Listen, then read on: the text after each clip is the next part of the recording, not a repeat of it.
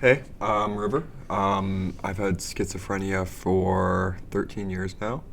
I was diagnosed when I was 20, um, and it really wasn't that bad when I was 20. It was just a bit of psychosis, like just weird thoughts. I had this thing where I thought I was talking to somebody in my head, which was the major symptom. And I got treatment when I was 20. I spent one night at CAMH, and then they put me on a drug called Abilify, which had pretty much no side effects. And I took Abilify for, I don't know, maybe 6 months or so, and the symptoms were completely gone. And then I stupidly stopped taking it. And I didn't have a relapse for, I guess, about 3 or 4 years, maybe almost 5 years. And then I started to have symptoms again, same things where I was talking to people in my head. And then it worsened. I thought people could read my mind. And then I started getting sort of reclusive and stranger and stranger and stranger. And then it accumulated. I started buying things like weapons because I was worried people were breaking into my apartment and stuff. Like I was getting paranoid. And then it culminated with physical hallucinations. I started feeling like my feet were being electrocuted, that I was getting a blowjob all the time, and I also started getting auditory hallucinations. So in things like fans and air conditioners and stuff like that, I thought I could hear voices. Just sort of white noise, I would pick up voices. So it wasn't mild. It wasn't very very bad. And they were audible, but I can't remember anything that they said. Like they weren't telling me to kill myself or kill other people, but they were like sort of screaming or talking in this sort of chipmunk-like voice. And then I got ultimately like the last symptom that appeared was visual hallucinations, but they were pretty mild. They were things like kaleidoscopes and closed-eyed visuals. It was sort of like a very light acid trip. And I think what caused it was I just got out of a very long-term relationship. It was almost a 6-year relationship. I was living with her, and I started getting symptoms, and we ended up separating, and then eventually we broke up because I was getting weirder and weirder and weirder and getting really paranoid and thinking she was cheating on me and stuff, which probably wasn't true. But there was also some evidence that she might have been cheating on me, so we'll never really know. But yeah. And yeah, so that was that. And then I eventually, my mom checked me into CAMH again, which is, it's kind of like a mental hospital, and I was there for a month. And they put me back on Abilify, which was the first drug I took, but it wasn't having the results that they wanted to have. I was still showing symptoms. It was a little bit better, but it wasn't fixed. So then they put me on paliperidone, which is a significantly stronger antipsychotic, and there was considerable side effects with the paliperidone. So I guess the first one that I noticed was that my vision got a lot worse. So now I got these glasses, which I have to wear almost all the time. My vision's not that bad, and when it first started, it was, I think my prescription was like negative zero point 0.5 or something like that, which is about as low as you can go. And now it's up to negative 1.75 or something like that. So it has gotten worse over the years, but that might be an age thing. Like I'm 33 now, and the second time I checked into the hospital, I was 27.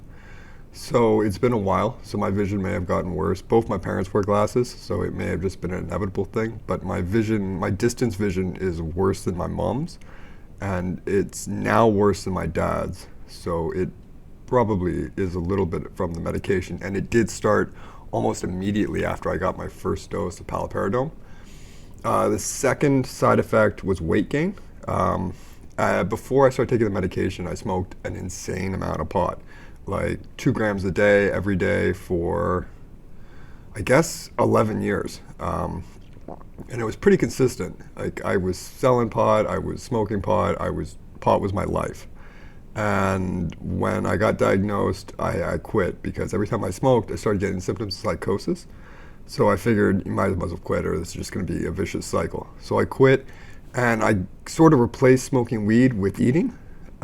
So instead of eating maybe 2 meals a day, like 2 small meals a day, and smoking like 7 or 8 joints, I started eating like 4 or 5 meals a day and smoking way more cigarettes. And that was pretty bad. Like I gained 50 pounds. I went from 130 to 180. And like, for my height, that's really not that bad. Like I think overweight is 182. So I was just a little bit heavier, but going from 130 to 180, that's a lot of extra weight, and did not look good. So I set out to lose that weight, and that's sort of when my life sort of turned around. Like I was feeling pretty glum, very depressed, sleeping a lot. So I set out to lose that weight, and I started a very unhealthy way. I started with intermediate fasting. So I was only eating like one small meal a day essentially, and I was walking like an insane amount because that's one of the side effects of paliperidone is that you pace. So I was walking a lot and eating very little, and I was losing like half a pound a day essentially. And I lost the weight very quickly. I got down to, I think the lowest I got was 137, which was only 7 pounds heavier than I was before I started taking the medication, and I was really thin when I started taking the medication. So I was happy with my weight, but I was extremely untoned. Like before I started taking the medication, I was very fit. I was having a lot of sex. I was working out. I was, six pack, very, very toned, everything. And then when I gained all that weight, I turned into kind of like a blob. And then when I lost the weight, I was I wasn't flabby, but I was very like flat. Like there was no definition. It was just not nice. So I decided that I had to start working out, like lifting weight. And I did that, and I've been doing that for a little over 2 years now. So it's been just over 5 years since my diagnosis. So I did 3 years of just intermediate fasting and eating. There was about probably a year where I gained that weight, and then there was about 2 years where I lost that weight. I gained some, lose some, gained some, lose some, and eventually I got down to like 137. And then I decided I should work out. So I've been working out for 2 years, and I gained back a considerable amount of muscle. I'm definitely stronger than I was before I started taking the medication. I can lift about a little more than twice what I used to be able to lift. And eventually I gained back muscle definition and got in pretty good shape. Like regained the six pack and looked okay. But it's hard not to gain weight. Like it may be an age thing, but I find that I can't eat as much as I used to be able to eat, and I have to be more mindful about what I eat. So recently I've gone vegetarian, and that's helped me keep the weight off and stay toned. And for a while I went vegan, and I got like really toned, like ridiculously toned, almost grossly toned. So I went to vegetarian for a little bit more fat, and I was worried about the amino acid thing because I wasn't getting stronger.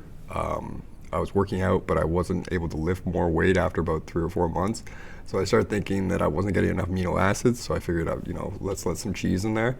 I don't really drink milk anymore, like now I drink oat milk, but I went back to cheese just to get a little bit of amino acids, and I started taking amino acid supplement.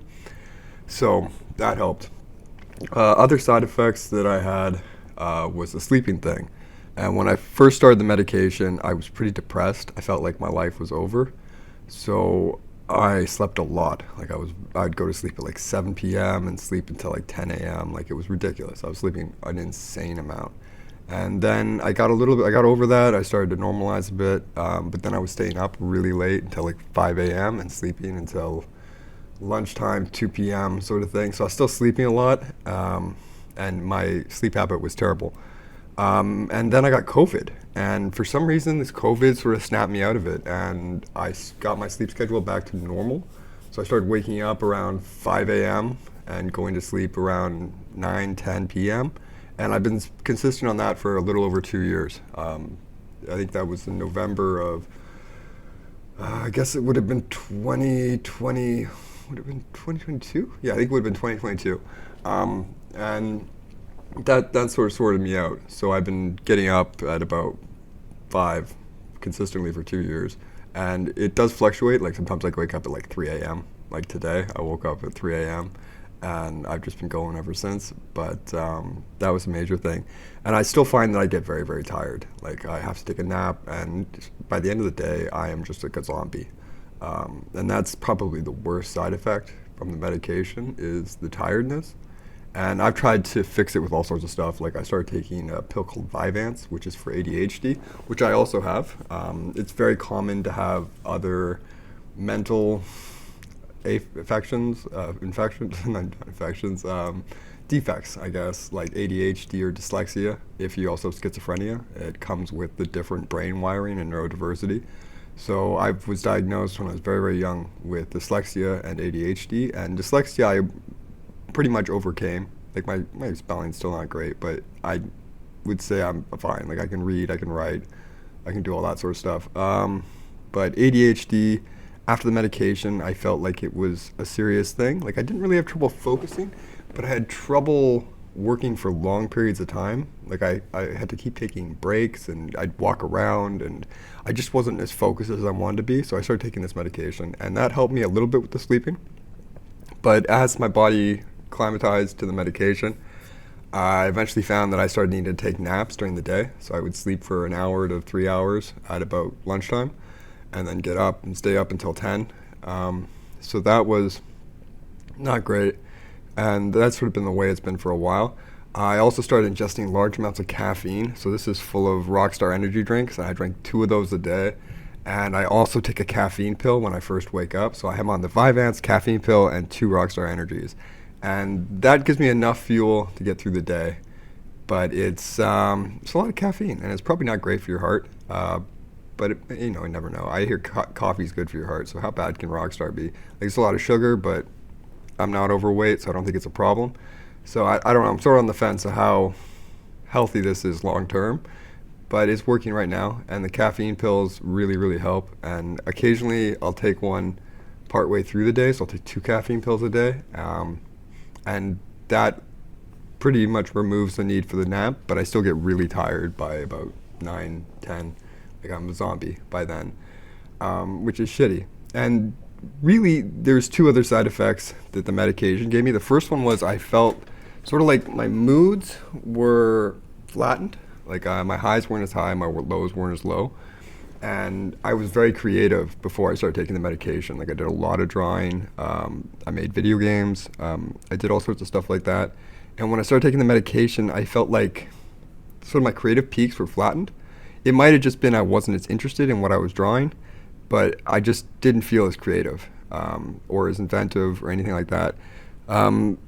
And I tried to work through it. So I just kept drawing and kept trying to create things. And eventually, it's like a muscle. The more you use it, the stronger it gets. Eventually, I regained my creative abilities. It just took about a year of constantly drawing every day and just forcing myself to do it until I felt creative again. And now I would say my art is better than it used to be because I've practiced for the last few years. But it's also about as creative as it was before I started taking the medication, which is cool. And because of the Vyvanse, I have more diligence while I'm doing it. So I finish a lot more artwork. Before, when I was younger, I tended to start a lot of artwork and never finish it. Now I seem to finish probably like 80 to 90% of the art I start, which is pretty awesome. Like your portfolio gets a lot more robust if you do it like that.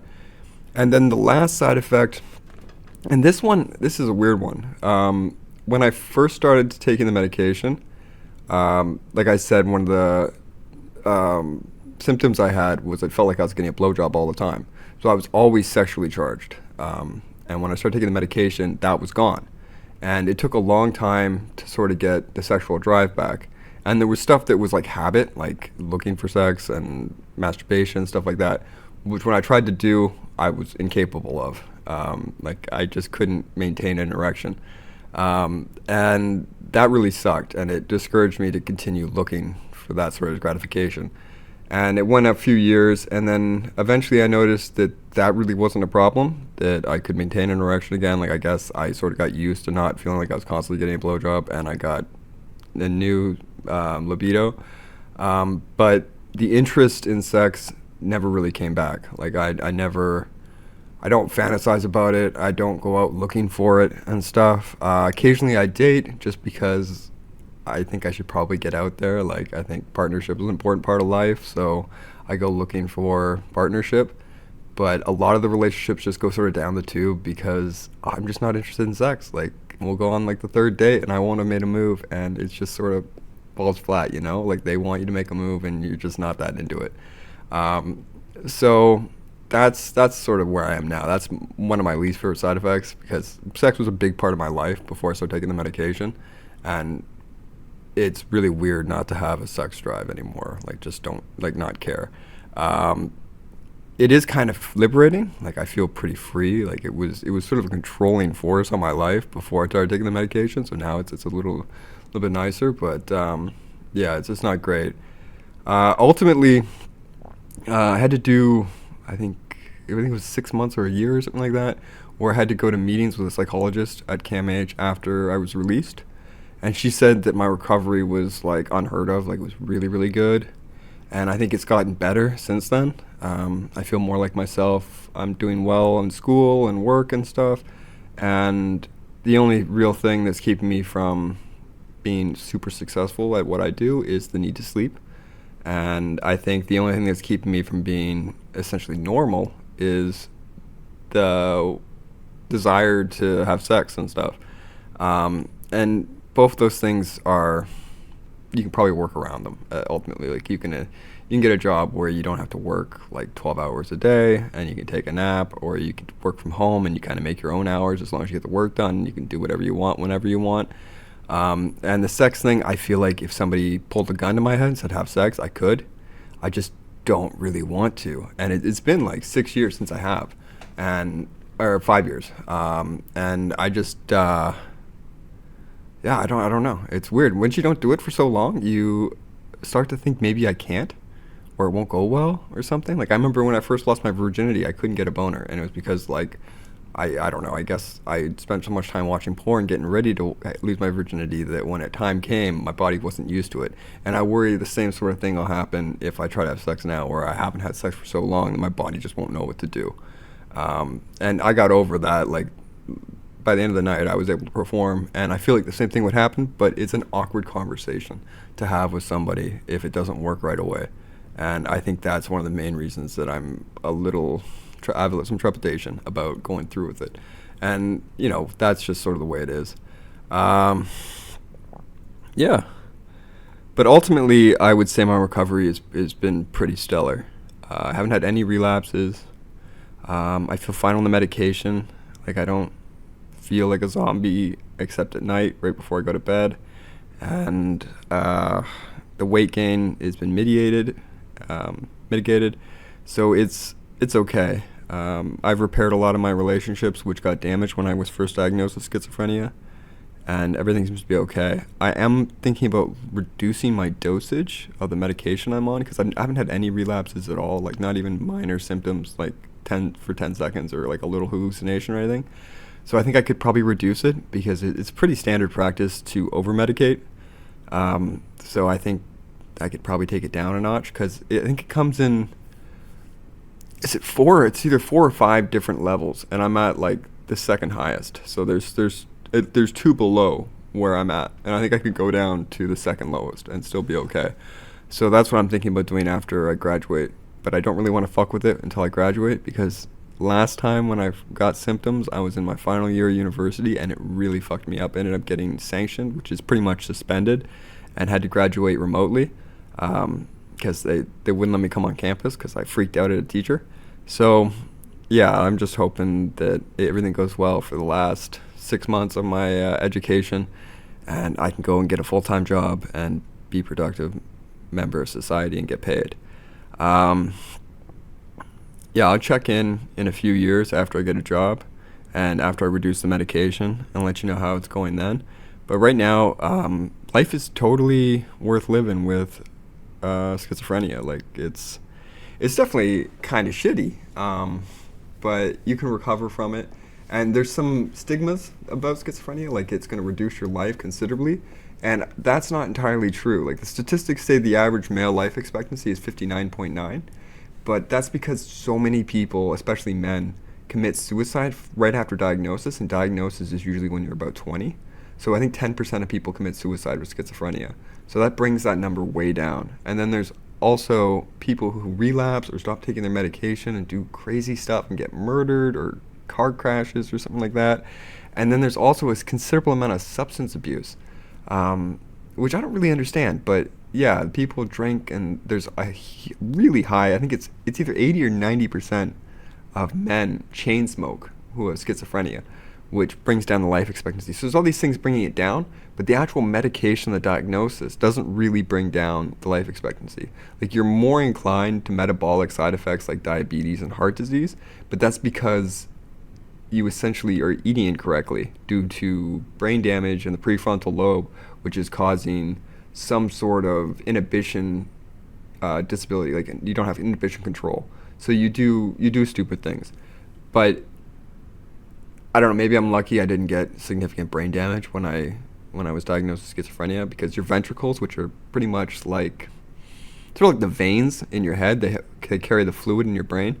They expand, and it compresses the white and gray matter and decreases your brain volume, essentially, because it's just more water in the tubes. And I guess that didn't really happen that much with me, maybe because I caught it early, or I don't know, just didn't happen, or it crushed something that I didn't need. So I'm okay, but yeah, I think that the life expectancy thing isn't something to get super depressed about, and it's definitely not something to form a vicious spiral about, where you're like, I'm going to die early, I might as well drink, I might as well smoke, because you can fight that. And then the other thing is that schizophrenia is hereditary, so there's a 10 to 15% chance if one parent has schizophrenia that your kid will have schizophrenia, and that's sort of made me think twice about having kids. Also, dyslexia is hereditary. I think it's a 25% chance if your father has dyslexia that your kid will have dyslexia. So I've always sort of been like, I'm probably not going to have kids, but I don't think that schizophrenia should really be like a no kid scenario, especially if it's not a particularly bad case, or if there's not a family history of it. Like, nobody in my family has schizophrenia, so it was probably brought on by excessive drug use. Like, I used a lot of psychedelics and pot and MDMA and stuff like that, acid, mushrooms, cocaine, all sorts of stuff. I also had a series of head injuries. So these are all things that can cause schizophrenia. So I would say somebody in my situation, if you do have a partner and you want to have kids, I would go for it. I probably won't, but I wouldn't say don't do it at all. Yeah. So it'll be interesting to see what the future holds, and whether or not I can maintain this resolve and decent outlook after I get a full-time job and have to work like 40 plus hours a week, because that'll probably tire the shit out of me. But yeah, we'll just see how livable it is when life becomes a little more full. And I'll keep everybody up to date in a year or two when things sort of settle down again and there's more routine and consistency in my life, and let you know how it goes being a normal human being. Because right now I'm a student, and that's not normal. Like, sometimes you work a lot, sometimes you work a little. It's very flexible, and you don't really have anybody to answer to except yourself, which is nice. So we'll just see how normal work goes.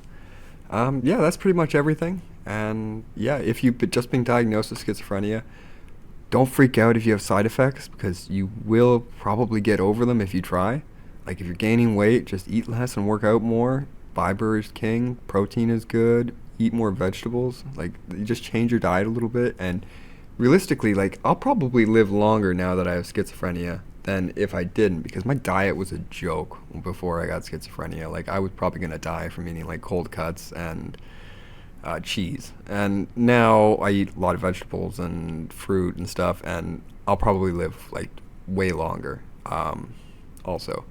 And the last thing I'm going to talk about is addiction. So I quit smoking pot. That was actually really easy. I sort of had to, but right now I'm trying to quit smoking, and I switched to vaping, and I'm decreasing the amount of nicotine in my vape incrementally, and I think it's going to work. I think I will be able to quit, but you never know. I've tried to quit a lot of times, and it doesn't always work.